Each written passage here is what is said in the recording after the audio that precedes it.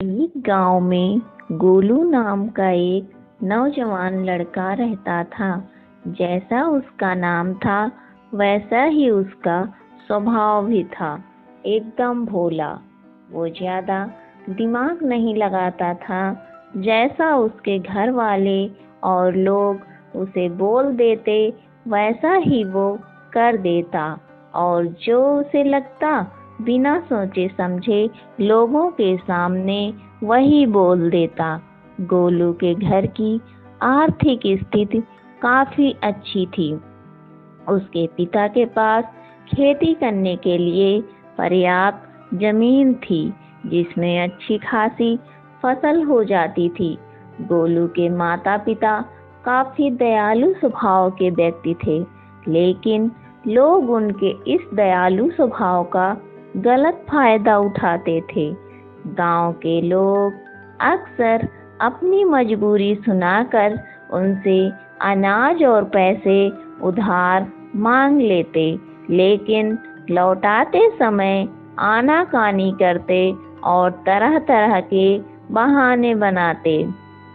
गोलू के माता पिता भी अपने शांत और दयालु स्वभाव की वजह से लोगों पर अपना उधार वापस लेने के लिए दबाव नहीं डालते थे।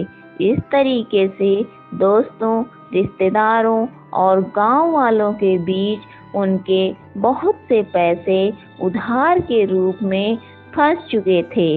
इसके बावजूद अब भी अगर उनके पास कोई अपनी मजबूरी सुनाकर रोने लग जाता तो वो उसे भी धन या पैसे उधार देकर उसकी मदद कर देते। शायद अपने माता पिता की वजह से ही गोलू का स्वभाव भी इतना भोला था। इसी बीच गोलू के माता पिता बड़े धूमधाम से गोलू की शादी भी कर देते हैं, लेकिन गोलू की पत्नी स्वभाव से थोड़ी तेज और नाज नखरे वाली थी, इसलिए वो अपनी मनमर्जी के खर्चे करती और अपने बातों से घर वालों को दबा कर रखती। लेकिन गोलू अपनी पत्नी से बहुत प्रेम करता था। वो उसकी हर इच्छा पूरी करता और उसे अपनी सारी बातें साझा करता। इसी तरीके से कुछ साल बीत गए, लेकिन एक दिन अचानक गोलू के पिता की तबीयत खराब हो गई। उन्हें गांव के वैद्य के पास ले जाया गया, लेकिन गांव के वैद्य को उनकी बीमारी का पता नहीं चल पाया। तो फिर उन्हें नगर के बड़े डॉक्टर के पास ले जाया गया। वहां जाकर उन्हें पता चला कि गोलू के पिता को शरीर में कैंसर की शुरुआत हो चुकी है। गोलू की मां को बताया कि वैसे तो इस रोग का कोई इलाज नहीं है, लेकिन अभी रोग की शुरुआत ही है, इसलिए अगर सही उपचार किया जाए तो संभावना है कि रोगी को बचाया जा सकता है, लेकिन इस उपचार में समय और धन दोनों की बड़ी मात्रा में जरूरत है। गोलू और गोलू के पिता को वैद्य के पास छोड़कर उसकी मां धन की व्यवस्था करने के लिए गांव वापस आ जाती है और वो उन सभी लोगों के घर जाती है जिन्होंने पैसे उधार दे रखे थे। उनमें से कुछ लोग तो पैसा वापस कर देते हैं, लेकिन ज्यादातर लोग यहाँ वहाँ के बहाने बनाकर बात को टाल देते हैं। इसलिए गोलू की मांग गांव के सेठ से ब्याज में पैसे लेकर शहर वापस चली आती है और अपने पति का इलाज शुरू करवाती है, लेकिन इलाज बहुत ही महंगा था और लंबा चल रहा था। इसलिए साहूकार से और ज्यादा पैसे उधार लेने की बजाय गोलू और उसकी माँ ने अपने कुछ खेत बेचने का निश्चय किया और उन्होंने अपने कुछ खेत गांव के सेठ को बेच भी दिए। लेकिन इतना लंबा इलाज करवाने के बावजूद भी गोलू के पिता की तबीयत ठीक होने का नाम नहीं ले रही थी।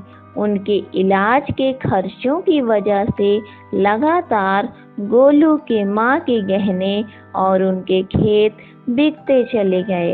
अब तो उनके पास खेत नाम मात्र के ही बचे थे। लेकिन दूसरी तरफ गोलू के पिता की तबीयत दिनों दिन और भी खराब होती जा रही थी। एक दिन जब गोलू बाजार से कुछ सामान लेकर घर पहुंचा तो उसने देखा कि उसकी माँ उसके पिता का सिर अपनी गोद में रखकर जोर जोर से रो रही है। गोलू के पिता इस दुनिया को छोड़कर जा चुके थे। उसके पिता की मौत के बाद उसकी माँ भी बहुत उदास और दुखी रहने लगी थी। साथ ही उनके परिवार में गरीबी का पहाड़ टूट पड़ा था, क्योंकि जो थोड़े बहुत खेत बचे भी थे उन्हें गोलू सही तरीके से संभाल नहीं पा रहा था।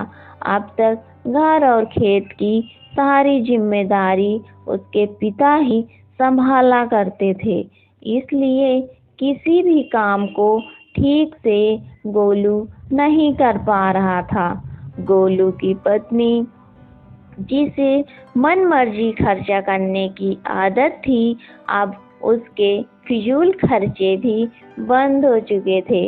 इसलिए अब तो अपनी सास और गोलू से कुछ कहती नहीं थी। घर में रोज छोटी छोटी बातों पर झगड़ा कर लेती, लेकिन गोलू और उसकी माँ चुपचाप उसकी बातें सुन लेते। गोलू अपने साधारण स्वभाव की वजह से अपनी सारी कमजोरियों, पिछली गलतियों और सारी बेवकूफियों के बारे में अपनी पत्नी को बता देता। बाद में पत्नी उसकी इन्हीं बेवकूफियों के बारे में बोल बोल कर उसे ताने मारती और कई बार तो अपने मायके वालों के सामने उसे जलील भी करती।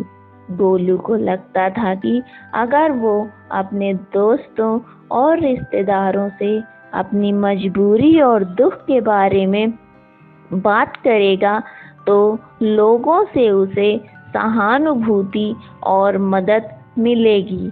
लेकिन लोग उसकी मजबूरी सुनकर उसके सामने तो उसे विचारक कहते, लेकिन बाद में उसका मजाक उड़ाते कि कैसा बेवकूफ इंसान है, इसका बाप भी बेवकूफ था और ये भी बेवकूफ है, हम उसकी मदद कैसे कर दें, ये लल्लू इंसान हमारे पैसे वापस कैसे करेगा। इसी तरह से लोग उसकी पीठ पीछे उसके बारे में तरह तरह की बातें करते और उसका मजाक बनाते। लोग गोलू और उसकी माँ के सामने अच्छी अच्छी सलाह तो देते, लेकिन कोई भी असलियत में उसकी मदद करने के लिए सामने नहीं आता था। एक दिन अचानक रात में गोलू के माँ के सीने में दर्द उठा और वो भी भगवान को प्यारी हो गई। इस घटना के बाद से गोलू बहुत ही उदास और परेशान रहने लगा। काम तो पहले से ही ठीक से नहीं कर पाता था, लेकिन अपनी माँ के जाने के बाद अब वो घर में ही उदास और दुखी होकर पड़ा रहता था। इस बात पर उसकी पत्नी उसे दिन भर ताने मारती और पड़ोसियों से उसकी बुराई करती। वो कहती जैसे इसके माँ बाप ने डरपोक थे वैसे ही ये भी है। जब गोलू को पड़ोसियों के मुंह से अपनी पत्नी के द्वारा की गई उसकी बुराई के बारे में पता चलता तो उसे बहुत गुस्सा आता और गुस्से में वो अपनी पत्नी को पड़ोसियों से बुराई कर देता। उनकी इस आदत की वजह से पड़ोसी आमने सामने गोलू और उसकी पत्नी का मजाक बनाते, जिसकी वजह से गोलू और उसकी पत्नी के बीच झगड़े शुरू हो गए। एक दिन झगड़े के दौरान उसकी पत्नी घर छोड़कर अपने मायके चली गई और यह धमकी दे गई कि अब वो कभी वापस नहीं आएगी। पत्नी के जाने के बाद गोलू और भी अकेला पड़ गया और वो पूरे दिन दुखी होकर अपने भाग्य को कोसता रहता। कई बार तो उसे विचार आता कि अब आत्महत्या ही कर लेता हूँ, लेकिन फिर वो कुछ सोचकर रुक जाता। कुछ समय पहले तक जो गोलू को अपना दोस्त, रिश्तेदार और पड़ोसी बताकर मीठी मीठी बातें करते और उसके पिता से सहायता मांगते थे, आज वही लोग गोलू का मजाक उड़ाते और उसे पागल कहते। अंदर से दुखी और पूरी तरह से टूट चुका गोलू बस किसी तरह से अपना जीवन काट रहा था। लेकिन एक दिन गोलू के गांव में एक बहुत ही प्रसिद्ध महात्मा आते हैं। जब गोलू को उन महात्मा के बारे में पता चलता है तो वो सीधे उनके पास जाता है और उनके चरणों में गिरकर रोने लगता है। महात्मा गोलू को उठाते हैं और उससे उसके इस असीम दुख का कारण पूछते हैं। तो गोलू अपने परिवार की सारी कहानी महात्मा जी को कह सुनाता है। गोलू की पूरी बात को ध्यान से सुनने के बाद महात्मा उससे कहते हैं, तुम्हारे परिवार की इस हालत का कारण कोई और नहीं बल्कि तुम्हारा और तुम्हारे माता पिता का हद से ज़्यादा सीधा होना और उन पारिवारिक बातों को दूसरों से बता देना, जिन बातों को कभी किसी से साझा नहीं करना चाहिए। तुम्हारे सीधे स्वभाव का इलाज तो लोगों के द्वारा दिए गए धोखों, तानों और तुम्हारी इस हालत में कर ही दिया है। लेकिन आज मैं तुम्हें उन 7 बातों के बारे में बताऊंगा जिनके बारे में तुम्हें किसी ने भी नहीं बताया होगा और ये बातें तुमको किसी से भी नहीं बतानी चाहिए। गोलू पूरा ध्यान लगाकर महात्मा जी की बातें सुन रहा था। महात्मा जी ने कहना शुरू किया, पहली बात जो तुम्हें किसी से नहीं बतानी वो है तुम्हारे दुख और मजबूरी। ज़्यादातर लोगों के जीवन में छोटा सा दुख और मजबूरी आई नहीं कि वो इसका ढिंढोरा पीटना शुरू कर देते हैं। लेकिन क्या दूसरों को अपना दुख और मजबूरी बताने से हमें उस दुख से छुटकारा मिल जाता है? नहीं, बिल्कुल नहीं, बल्कि ऐसा करने से हम लोगों की नज़रों में एक कमज़ोर और मजबूर व्यक्ति साबित हो जाते हैं। ज़्यादातर लोग मदद तो करते नहीं, लेकिन हमारी पीठ पीछे हमारी इस मजबूरी का उपहास ज़रूर उठाते हैं। ज़रा सोचो, दूसरों से अपनी मजबूरी बताने का क्या कारण हो सकता है? या तो अपनी मजबूरी बताकर सामने वाले की सहानुभूति हासिल करना चाहते हो, या फिर उससे किसी प्रकार की आर्थिक मदद चाहते हो।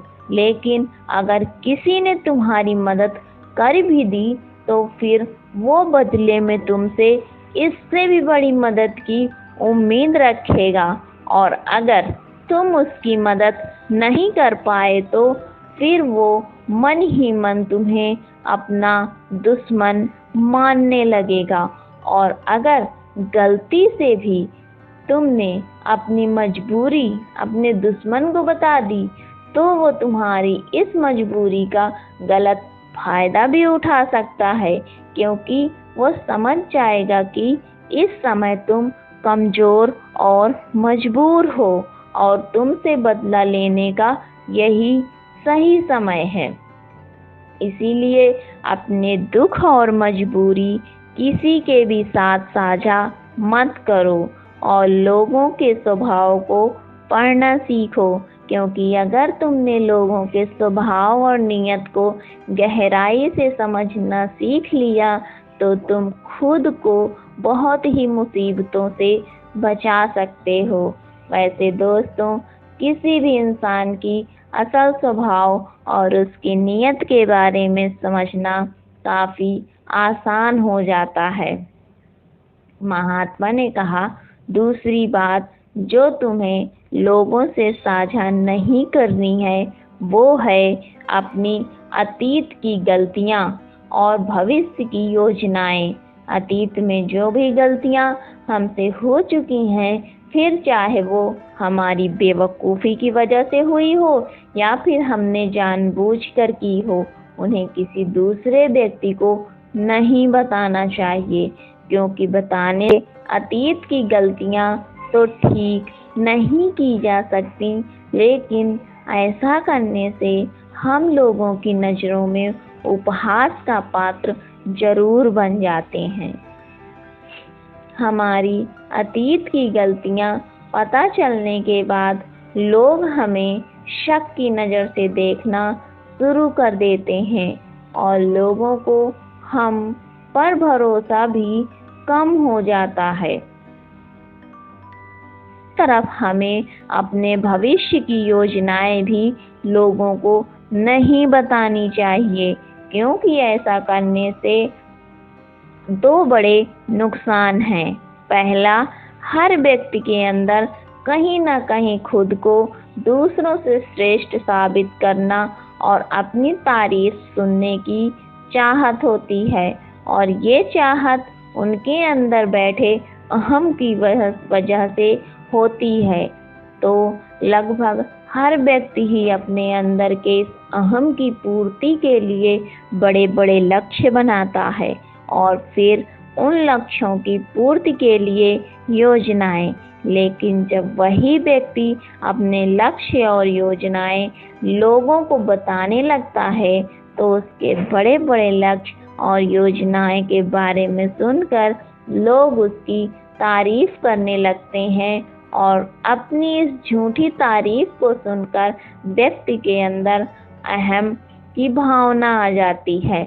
वो हम जो उसे ऊर्जा दे रहा था अपने लक्ष्य की पूर्ति के लिए, वो अब ठंडा पड़ने लगता है, जिससे आप व्यक्ति के अंदर अपने लक्ष्य के प्रति जो जज्बा होना चाहिए वो नहीं रह जाता जो काम की शुरुआत में था, और इस बात की संभावना कई गुना बढ़ जाती है कि व्यक्ति अपने उस काम को बीच में ही छोड़ देता है और उसका वो लक्ष्य भी कभी पूरा नहीं हो पाता।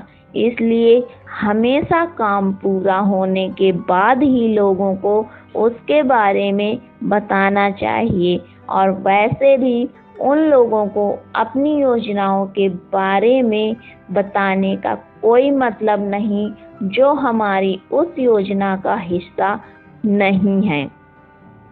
समय से पहले अपनी योजनाओं के बारे में बताने का दूसरा नुकसान यह भी है कि लोग हमारी उस योजना को पूरी ही नहीं होने देंगे, क्योंकि कोई भी नहीं चाहता कि दूसरा व्यक्ति उससे आगे निकल जाए।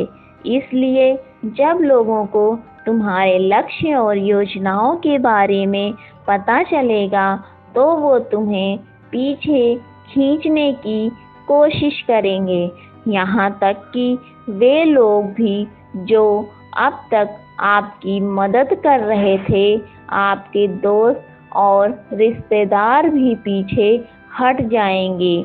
और अगर तुम्हारा बुरा चाहने वाले लोगों को तुम्हारी योजनाओं के बारे में पता चल गया तो वह निश्चित रूप से तुम्हारी योजना को असफल बनाने की पूरी कोशिश करेंगे।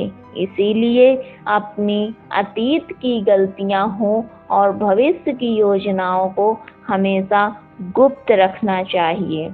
महात्मा ने कहा, तीसरी बात जो तुम्हें किसी से नहीं बतानी वो है अपने घर की बातें।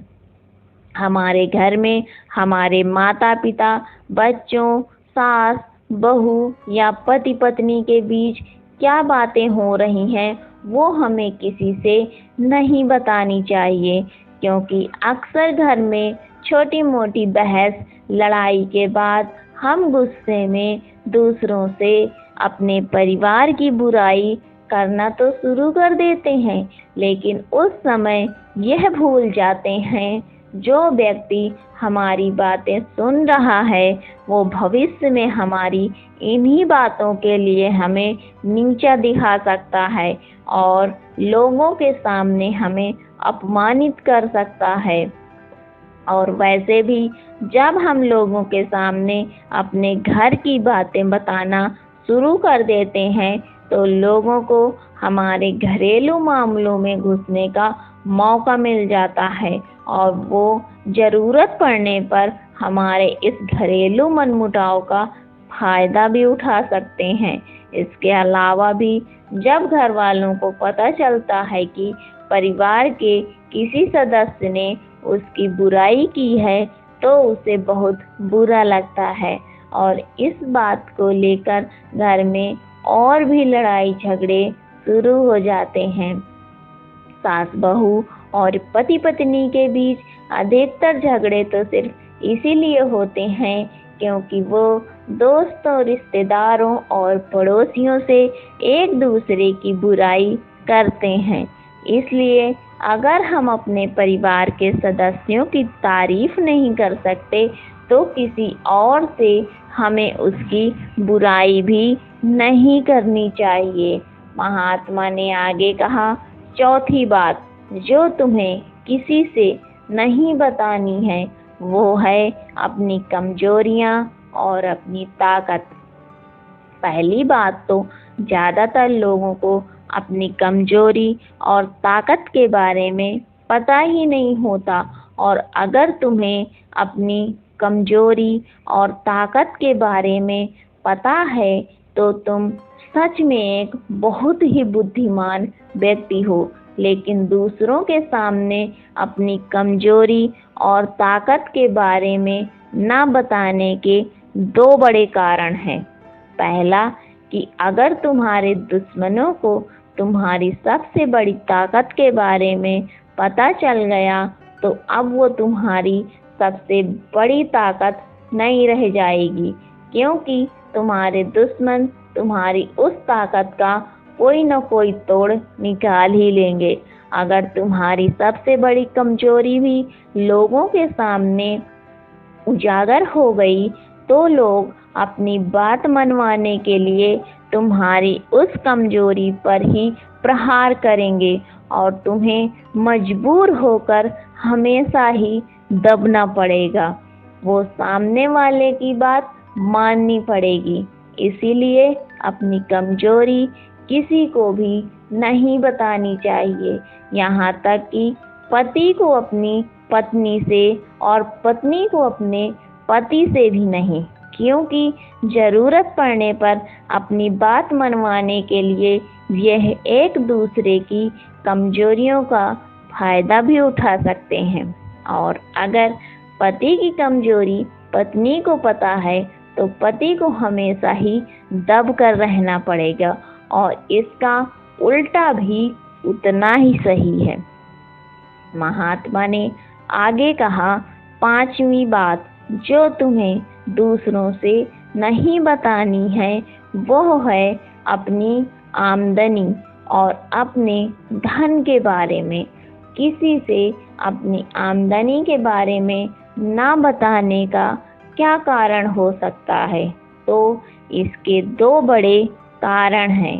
पहला कि अगर हमारी आमदनी कम है और लोगों को इसके बारे में पता चल गया तो वो ज़रूरत पड़ने पर कभी भी हमारी आर्थिक मदद नहीं करेंगे और हमसे दूर भागेंगे, क्योंकि समाज में एक गरीब व्यक्ति की आर्थिक मदद करने से हर व्यक्ति डरता है।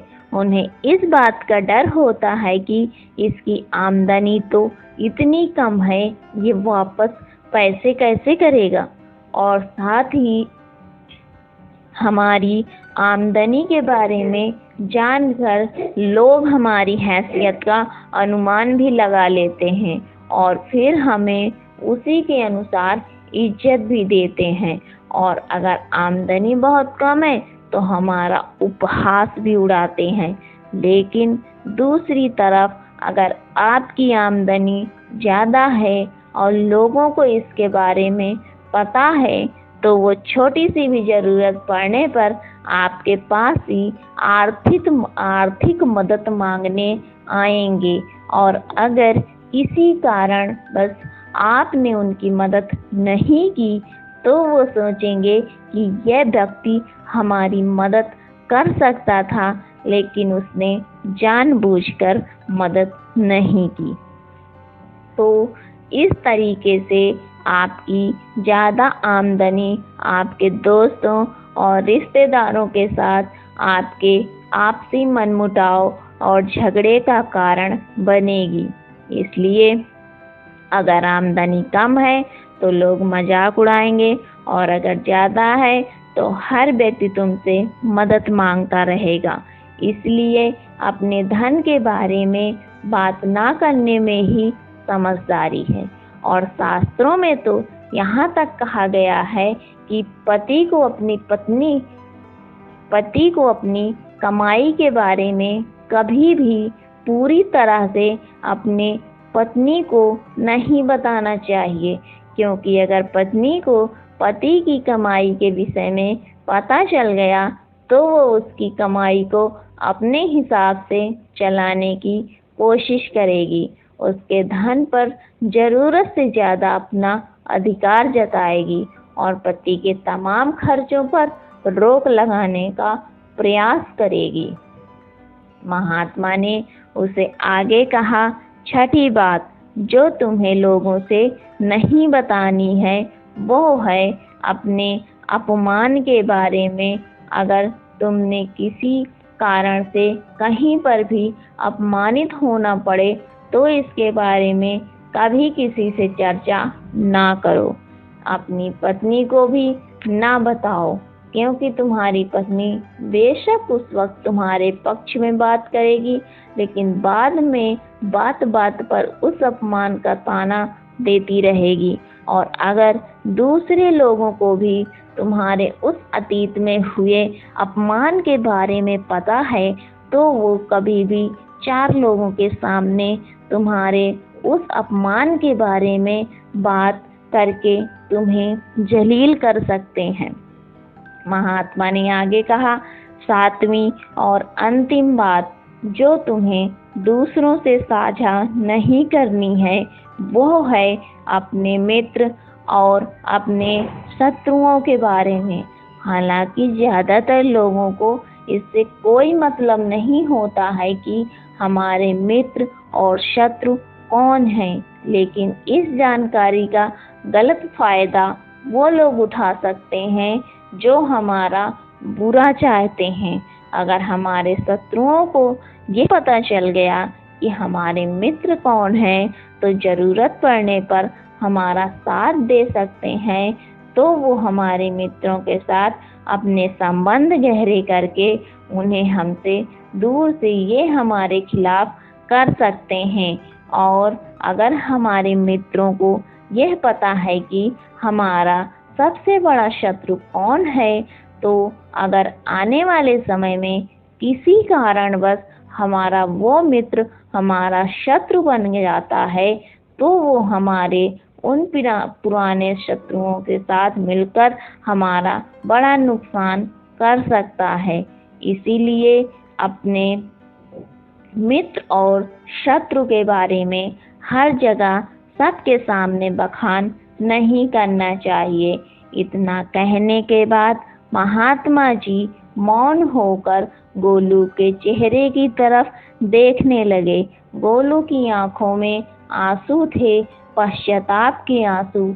आज पहली बार उसे महसूस हुआ कि वो अपनी पत्नी, दोस्तों और गांव वालों को अपनी हर एक बात बताकर कितनी बड़ी गलती कर रहा है और उसकी इसी नादानी की वजह से सब उसे बेवकूफ़ समझते हैं और उसकी पत्नी भी उसकी इज्जत नहीं करती है और उसे छोड़कर जा चुकी है।